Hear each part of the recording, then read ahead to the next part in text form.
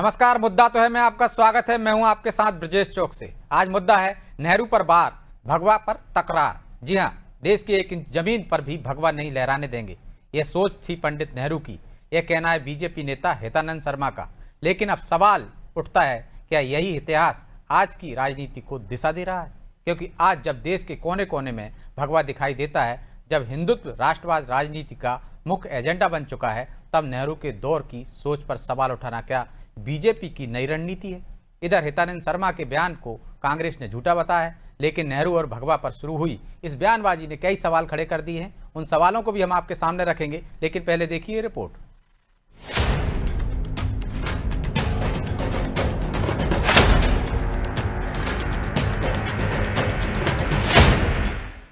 नेहरू जी ने उस समय कहा कि इस देश की 1 इंच भूमि पर भगवा नहीं ठहराने देंगे। हितानंद शर्मा का ये आरोप बेहद ही गंभीर है। आखिर वो क्या वजह रही होगी कि नेहरू ये नहीं चाहते थे कि देश की 1 इंच जमीन पर भगवा लहराया जाए। खैर, वजह जो भी हो, लेकिन आज बीजेपी ने देश को भगवामय कर दिया है। इसीलिए हितानंद शर्मा के बयान के मायने भी निकाले जा रहे हैं। क्या बीजेपी इतिहास का जिक्र कर फिर से भविष्य की राजनीति को साध रही है? क्योंकि भगवा वो मुद्दा है जो देश के बहुसंख्यक वोटर्स को बीजेपी के पक्ष में ला सकता है। बीजेपी को इसका फायदा भी कई चुनावों में मिला है। और अब यही बात हितानंद शर्मा ने कही कि 2 सीट वाली पार्टी का वोट बैंक दिनों दिन बढ़ता जा रहा है। तत्कालीन प्रधानमंत्री डॉक्टर नेहरू जी ने उस समय कहा कि इस देश की 1 इंच भूमि पर भगवा नहीं ठहराने देंगे। उस समय मुट्ठी भर से कम थे, लेकिन हमारे राष्ट्रीय अध्यक्ष अकेले थे। वो आगे आए और उन्होंने कहा कि इस कुत्सित मानसिकता को एक दिन हम कुचल डालेंगे। आज अगर पूरे देश का हिसाब लगाते हैं तो आज भारतीय जनता पार्टी मध्य प्रदेश में 59% वोट प्राप्त की है और देश में उनका 36.56% के लगभग वोट पूरे देश में प्राप्त की है। इधर बीजेपी ने जैसे ही अपने इतिहास को याद कर कांग्रेस और नेहरू को निशाने पर लिया तो कांग्रेस तिलमिला उठी। कांग्रेस ने बीजेपी पर अहम मुद्दों से ध्यान भटकाने के आरोप तो लगाए ही, साथ ही कई और मुद्दों पर भी उसको घेरा। इन आरोपों पर कांग्रेस ने कैसे जवाब दिया, अब वो जान लीजिए। देखिए, अगर नेहरू ने ये कहा था और इसका प्रमाण मिल जाता है तो हम राजनीति छोड़ देंगे। झूठी बातें करना ये भारतीय जनता पार्टी का शगल बन गया है। महापुरुषों का अपमान करना ये भारतीय जनता पार्टी का फैशन बन गया है। जब भी भारतीय जनता पार्टी के नेता बाहर जाते हैं तो नेहरू और गांधी के देश की बात करते हैं, और जब देश में रहते हैं तो इनकी छवि खराब करने का काम करते हैं। कहा जाता है कि समय सबका आता है। कभी कांग्रेस का वक्त था तो आज बीजेपी का दौर है। लेकिन यहाँ गौर करने वाली बात ये है कि बीजेपी अब क्यों ये कह रही है कि नेहरू की मानसिकता को उन्होंने कुचल दिया। तो इसके पीछे भी उसकी रणनीति हो सकती है। शायद वो नेहरू और भगवा के सहारे फिर से हिंदुत्व के मुद्दे को धार देने की कोशिश कर रही है। अगर ऐसा है तो कांग्रेस को हिंदुत्व की पिच पर बीजेपी से टक्कर लेना फिर भारी पड़ सकता है। ब्यूरो रिपोर्ट, अनादि टीवी।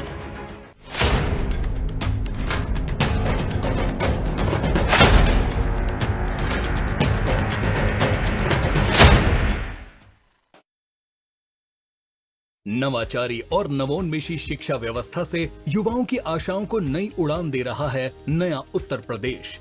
ग्रामीण परिवेश हो या फिर नगरीय क्षेत्र, गुणवत्ता युक्त शिक्षा बनी है नए उत्तर प्रदेश की पहचान।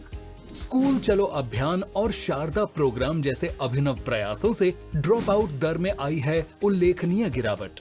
ऑपरेशन कायाकल्प और टैबलेट वितरण जैसे कदमों से डिजिटल शिक्षा को मिले हैं नए आयाम। बेसिक शिक्षा से हायर एजुकेशन तक शिक्षा में उठाए गए अभूतपूर्व कदमों से हुआ है एजुकेशन का ट्रांसफॉर्मेशन। अंत्योदय और बिना किसी भेदभाव के सबको समान शिक्षा का अधिकार बना है युवाओं के उज्जवल भविष्य का आधार। वर्ष 2017 के बाद डबल इंजन सरकार के अभिनव प्रयासों ने नए उत्तर प्रदेश की शिक्षा व्यवस्था में किया है युगांतकारी ट्रांसफॉर्मेशन। समान शिक्षा का अधिकार, डबल इंजन सरकार। जब तक तेरी माँ तेरे साथ है, तेरा कोई कुछ नहीं बिगाड़ सकता। जैसे माँ करे सुरक्षा, वैसे ही एक्शन टेसा का HTHMR करे फर्नीचर की रक्षा। यानी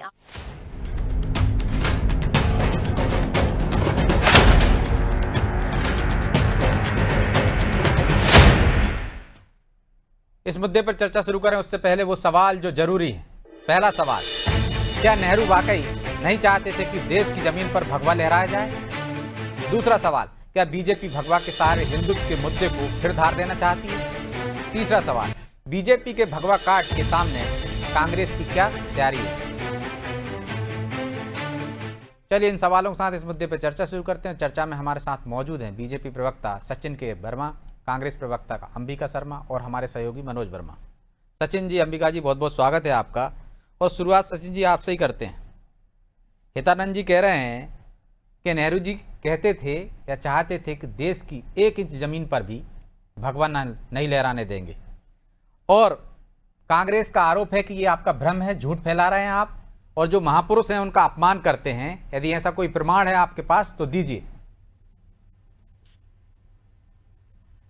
देखिए, कांग्रेस पार्टी ने एक 7 सदस्यीय जो है कमेटी बनाई थी कि देश का झंडा क्या होना चाहिए, उसके लिए विचार विमर्श करने के लिए, और उन 7 लोगों की जो कमेटी थी, नेहरू जी उसमें एक सदस्य थे, और उसके अधिकांश जो लोग थे, करीब 6 लोगों ने इस बारे में बोला था कि झंडा जो होना चाहिए वो एक कलर का होना चाहिए, और उनका ये मत था कि जो है झंडा जो है भगवा होना जरूरी है, क्योंकि भारतीय जो सभ्यता है, संस्कृति है, उसमें भगवा का जो महत्व है उसके हिसाब से झंडा होना चाहिए। लेकिन जिस बहुमत को हमीस नेहरू जी को भी रिस्पेक्ट करना पड़ा, क्योंकि 7 सदस्यों का दल था और उसमें 6 सदस्य इसी बात पे सहमत थे कि जो है भगवा झंडा होना चाहिए। और जब उन्होंने ये अपनी जो रिकमेंडेशन है ये कांग्रेस वर्किंग कमेटी में रखी, तो नेहरू जी ने ही उसके बारे में जो है उसका विरोध शुरू कर दिया, और उसके बाद में कांग्रेस वर्किंग कमेटी में ये डिसाइड हुआ कि उस रिकमेंडेशन को जो है नहीं माना जाएगा, उसको अस्वीकार कर दिया गया। और बाद में कांग्रेस वर्किंग कमेटी के जो प्रस्ताव थे उसके अनुसार ही फिर तिरंगा झंडा जो है उसको जो है बाद में स्वीकार किया गया, और वही बाद में जो है आजाद भारत में हमारा जो है झंडे के रूप में आज हम तिरंगा झंडा जो देखते हैं वो वहां पर सुशोभित हुआ। तो ये जो है ये इतिहास की एक जो है घटना है, एक सच्चाई है कि इस तरह से जो हुआ था उसी के बारे में जो है आज बताया गया है और उसके बारे में चर्चा हुई है। तो इसमें कांग्रेस का ये कहना कि ये हम जो है इतिहास के साथ छेड़छाड़ कर रहे हैं और ऐसा कुछ हुआ नहीं है, उसका प्रमाण बताएं, तो अब ये जो है पुराने सारे जितने भी जो आलेख मिलते हैं, जो बातें जो मीडिया रिपोर्ट्स पे आधारित हैं, इस तरह के जो वक्तव्य जो कांग्रेस की कमेटी और कांग्रेस के अधिवेशन से संबंधित हैं, उनको देखकर ही इस तरह का वक्तव्य जो है दिया गया है। अब कांग्रेस को इसका स्पष्टीकरण देना है कि कांग्रेस में कि ऐसा हुआ था या नहीं हुआ था। ठीक, तो अंबिका जी दीजिए जवाब। वो तो कह रहे हैं कि ऐतिहासिक प्रमाण है ये तो कि 7 सदस्यीय दल जो दल था उसमें 7वें नेहरू जी भी थे, लेकिन 6 लोगों का मत था कि भगवा होना चाहिए और उन्होंने विरोध किया था। बाद में उनके मत को, उनके प्रस्ताव को खारिज कर दिया गया। तो इसमें गलत क्या है? सबसे भी हमें बड़ा अफसोस होता है कि ये अपने आप को डबल इंजन की सरकार कहते हैं। इतने बड़े बहुमत के साथ बैठे हुए हैं, माने इतनी सरकारें, इनकी राज्य सरकारें हैं, ये केंद्र सरकार में हैं, ये जनता के जीवन से को स्पर्श करते हुए मुद्दों पर चर्चा क्यों नहीं करते? एक महंगाई पर, बेरोजगारी पर, भ्रष्टाचार पर और कानून व्यवस्था की स्थिति पर, इन पर चर्चा क्यों नहीं करते? इनको रंग पर ये चर्चा करते, कभी मंदिर मस्जिद पर चर्चा करते, कभी हिंदू मुस्लिम पर चर्चा करते, आज भगवा पर एक चर्चा कर रहे हैं। हमको तो ये पता है कि जब नेहरू आजादी के आंदोलन में संघर्ष कर रहे थे और जेल में बंद थे, 3259 दिन नेहरू जी जेल में थे। और आपको पता होना चाहिए, स्वरूप रानी से लेके कमला नेहरू तक, मोतीलाल नेहरू से लेके इंदिरा गांधी तक, सब लोग एक जेल में रहे आजादी के आंदोलन में, लेकिन इन लोगों की कोई भूमिका रही नहीं। तो ये लोग तो हीन भावना से ग्रस्त हैं। इन्होंने तो वो लोग जेल में रहते हैं तो आप कहते हैं माफी भी रहे हैं, उनके संघर्ष को, काला पानी की सजा को आप वो नहीं देते हैं, और गेस्ट हाउस में नेहरू जी रहते हैं, तो आपको लगता है कि हाँ उन्होंने जेल काटी है। नेहरू, जब हमारे नेहरू जी संघर्ष कर रहे थे आजादी के लिए, तो तब ये लोग गुप्तचर बने हुए थे अंग्रेजों के लिए काम कर रहे थे। इनका आजादी से कोई वास्ता है नहीं। अब इनको जो बातें करना चाहिए, राष्ट्रीय विकास की बात करना चाहिए, विकसित भारत कैसे बने इसकी बात करना चाहिए, ये अभी भी भगवा में उलझे हुए हैं, रंगों में उलझे हुए हैं। ये लोग तो कई वर्षों तक तिरंगा को नहीं मानते थे। नागपुर में इनके ऑफिस में तिरंगा फहराया नहीं जाता था, तिरंगा से इतनी हेट इनको रही। ये लोग गांधी को बहुत लंबे समय तक नहीं माना, इन्होंने गॉडसे को माना। जब इनकी विचारधारा ही ऐसी है, तो अब ये क्या करेंगे क्या नहीं करेंगे, इन पर यदि सरकार नहीं चल पा रही है, ये जवाबदेही नहीं स्वीकार कर पा रहे हैं, तो बड़ी विनम्रता से इस देश की जनता से कह दें कि हम तो कमंडल लेकर जा रहे हैं, हमसे सब संभल। देश की जनता ने तो उनको सौंप दी ना बागडोर, कैसे कह दें? तो वो जनता के पास जाएंगे 5 साल बाद, उनको नहीं सौंपना होगी, आपको सौंपना होगी, आपको सौंप देंगे। जिसको सौंप दिए वो क्यों छोड़कर जाए? लेकिन अंबिका जी आपने बताया नहीं कि जब 6 लोगों का, वो तो कह रहे ऐतिहासिक प्रमाण है ना, 6 लोग उसके फेवर में थे, कांग्रेस ने अपनी चलाई उसमें। हमको तो ये पता है कि यह लोग एक कहते नहीं थक रहे थे कि हम कांग्रेस मुक्त भारत कर देंगे, लेकिन कांग्रेस मुक्त भारत कभी नहीं होगी।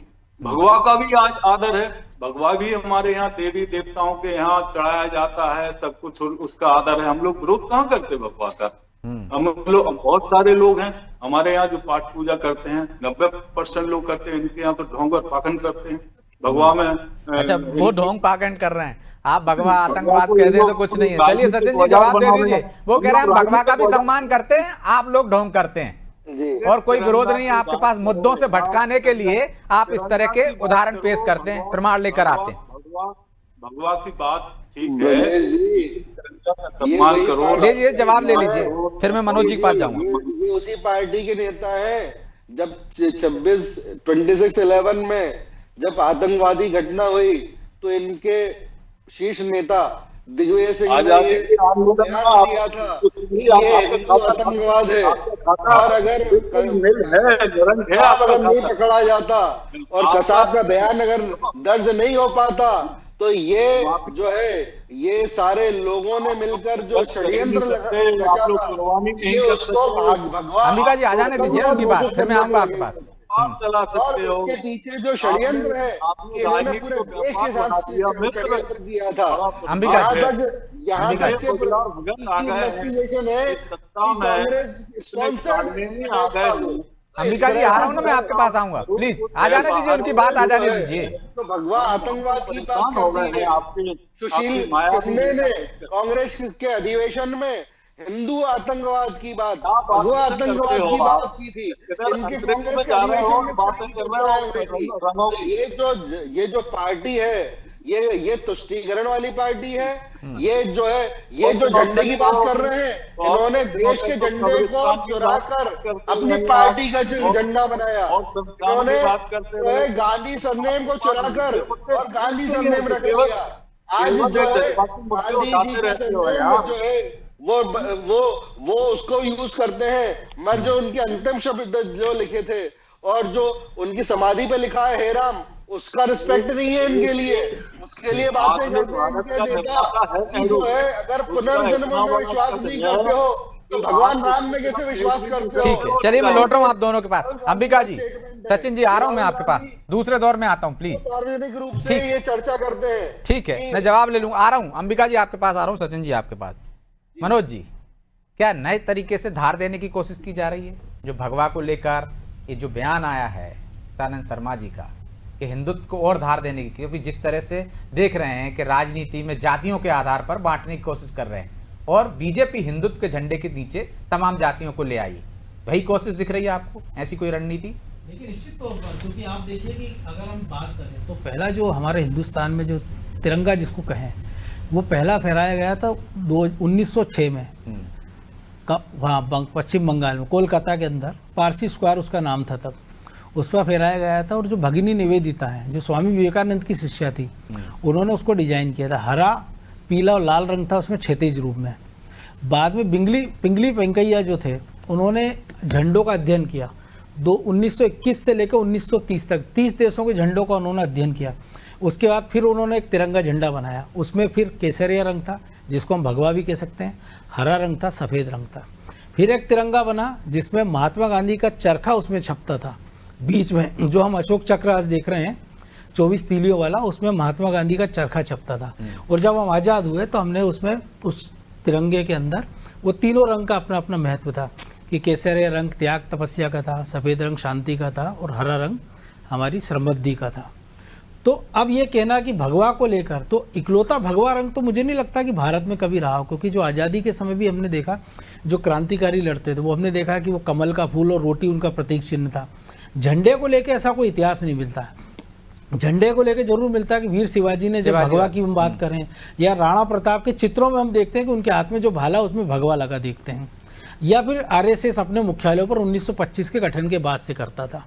तो मुझे लगता है कि ये इसके बहाने जो घेराबंदी का प्रयास है जो आप कह रहे हैं कि वो निश्चित तौर से उस भगवा के सहारे इस प्रकार की घेराबंदी का प्रयास है कि उसको हिंदुत्व से जोड़ दिया जाए, ताकि नेहरू के बहाने पूरी कांग्रेस को कटघरे में खड़ा कर दिया जाए। क्योंकि ऐसा नहीं, 6 बार इस देश में जो हमारा तिरंगा है उसका रंग अलग अलग बार बदल चुका है, लेकिन एक बार को छोड़ दें तो भगवा रंग हमेशा उसमें रहा है। जो मैंने कहा कि 1906 का अगर हम छोड़ दें, जो भगिनी निवेदिता ना, क्योंकि वो उस समय जो भगवा कलर की जगह उसमें लाल रंग था, और बाद में जितनी जो 5 बार जो डिजाइन चेंज हुआ, लेकिन भगवा उसमें अपरिहार्य रूप से हमेशा रहा है। लेकिन उसमें भगवा तो हमेशा रहा है अंबिका जी, लेकिन वो कह रहे हैं कि चलिए भगवा, वो तो कह रहे हैं कि आपने गांधी सरनेम चुरा लिया, आपने राष्ट्रीय झंडे को चुराकर अपनी पार्टी का झंडा बना लिया उसके कलर का, तो ये भी तो गलत है ना। डॉक्टर साहब, हम बड़ी विनम्रता से इनसे पूछना चाहते हैं कि आप तिरंगे में छेड़छाड़ करना चाहते हो, इससे आपकी नीयत साफ हो रही है, इससे नीयत ये साफ हो रही है। तो मनोज जी बता रहे हैं पहली बार बदलाव नहीं हुए ना, बदलाव होते रहे। हमने भी छेड़छाड़ करने की मानसिकता रखते हो। आपको तिरंगा में भी बुराई दिखने लगी, तिरंगा में भी आपको कुछ कमी दिखाई देने लगी, उसमें भी आप परिवर्तन करना चाहते हो। ये क्या कर रहे हो आप देश में, जिस तिरंगा का इतना बड़ा सम्मान है, जो तिरंगा देश की सार्वभौमिकता का प्रतीक है, देश की शर्मा जी, तिरंगे की ताकत अभी ऑपरेशन सिंदूर में हमने दिखाई है, तो आपको लग रहा है कि कोई भी इस तिरंगे के रंग से छेड़छाड़ का दुस्साहस कर सकता है? ऐसा तो कोई, आप कैसी बात कर रहे हो, हमारी समझ में मंशा है अंबिका जी। अंबिका जी, बात सिर्फ ये है कि आप लोगों की मानसिकता की बात है कि आप लोगों को भगवे से क्या चिढ़ है, आपको इस भगवा, इस हिंदू राष्ट्र से, इस भगवा कहने से क्या परेशानी है, ये समझ में नहीं आ रही है। काम के साथ निश्चित रूप से अपने मनमाफिक छेड़छाड़ नहीं करना चाहते थे, लेकिन उन्होंने छेड़छाड़ का नहीं कहा, उन्होंने तो कहा है कि किस तरह से विरोध करते थे वो आज पूरे देश में भगवा लहरा रहा है, तो छेड़छाड़ की तो बात ही नहीं कर रहा है। वो तो कह रहे हैं देखिए भगवा ही लहरा रहा है सब जगह, तो अब बदलने की जरूरत ही क्या है। भगवा तो आपकी पार्टी के झंडे में भी है ना रंग, तो आपको तो खुश होना चाहिए। पार्टी के कार्यकर्ता ही नहीं बढ़ रहे हैं, ये भारत पर बोझ भी बढ़ रहा है इनकी पार्टी का। जिस प्रकार की मानसिकताएं थोप रहे हैं, जिस प्रकार से ये भाईचारे में संकट पैदा कर रहे हैं, जिस प्रकार से राष्ट्रीय एकता और अखंडता को खतरा पैदा कर रहे हैं, जिस प्रकार से औजार के रूप में ये प्रयोग कर रहे हैं, हम लोग विकास के नाम पर वोट मांगते हैं, ये लोग उस हिसाब से तो आप बोझ हल्का कर रहे हैं अंबिका जी, आपकी पार्टी भी हल्की हो रही है और आप देश का बोझ भी कम कर रहे हैं। सरकारों को हम भाड़ में जाए ऐसी सरकारें, लेकिन देश सुरक्षित रहे। लेकिन इनके लिए देश बाद में है, सरकार और सत्ता पहले है। जी सज्जन जी जवाब, वो कह रहे हैं देश बाद में, आपके लिए सत्ता और सरकार जरूरी है। आप झंडे में भी छेड़छाड़ करना चाहते हैं, तिरंगे में भी। देखिए, अगर अब अंबिका जी को पुराने अतीत की तरफ ले जाएंगे तो फिर अंबिका जी के लिए थोड़ा सा और परेशानी बढ़ जाएगी। देखिए अंबिका जी, 1972 में केशवानंद भारती के केस में सुप्रीम कोर्ट ने बोला था कि संविधान की मूल भावना से, उसकी मूल स्वरूप से कोई परिवर्तन नहीं होगा। आपने 75 में ही उसकी अवहेलना करके और आपने 42वां संशोधन करके प्रस्तावना को ही बदल डाला। तो आप जो है हमेशा अगर इस संविधान की जिसकी आप बात करते हैं बार बार, संविधान के साथ में छेड़छाड़ किसने किया? शाहबाना प्रकरण में आपने जो है न्यायालय सुप्रीम कोर्ट के आदेश को बदल दिया, एक गरीब महिला की तरफ नहीं देखा आपने, एक उसकी पीछे की मंशा को नहीं देखा आपने पूरा संवैधानिक व्यवस्था को बदल दिया। उसके बाद में फिर से आपने संविधान में छेड़छाड़ की, जब आपकी जरूरत हुई तब आपने जो है सुप्रीम कोर्ट और हाई कोर्ट के जो अध्यादेश के या जो लोकसभा की कार्रवाई है उसकी मीमांसा करने का जो अधिकार था उसको आपने जो है खत्म कर दिया था, जिसको पुनर्स्थापित किया जनता पार्टी की सरकार ने आके 1978 में। तो संवैधानिक व्यवस्थाओं के साथ में या इस देश के साथ में जब भी खिलवाड़ हुआ है तो आपने किया है। आपकी सरकार ने जो है इंदिरा गांधी की सत्ता बचाने के लिए देश में आपातकाल लगा दिया। तो संवैधानिक व्यवस्थाओं का खिलवाड़ किसने किया है? आज तक संविधान की मूल भावना का दुरुपयोग किसने किया है? कितनी बार आपने जो है प्रदेशों की सरकारों को भंग किया? 96 टाइम्स आपने जो है चुनी हुई सरकारों को बर्खास्त कर दिया। और आप बात करते हैं कि हम सरकारों के लिए, और सरकार आए या ना जाए मगर देश का जो है संविधान बचना चाहिए, उसकी बात कर रहे हैं आप। वो तो कह रहे कि आप समाज को बांटना चाहते हो, बेमनस्ता फैलाना चाहते हो, आप पर आरोप लगा रहे हैं, वो तो सरकार पर।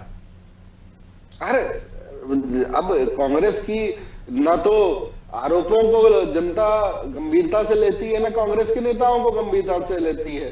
कांग्रेस के जो नेता हैं जब भी आप आते तो हैं, ले रहे हैं ना गंभीरता से, बार बार सबको बुलाए जा रहे हैं कि आ जाओ भाजपा में आ जाओ।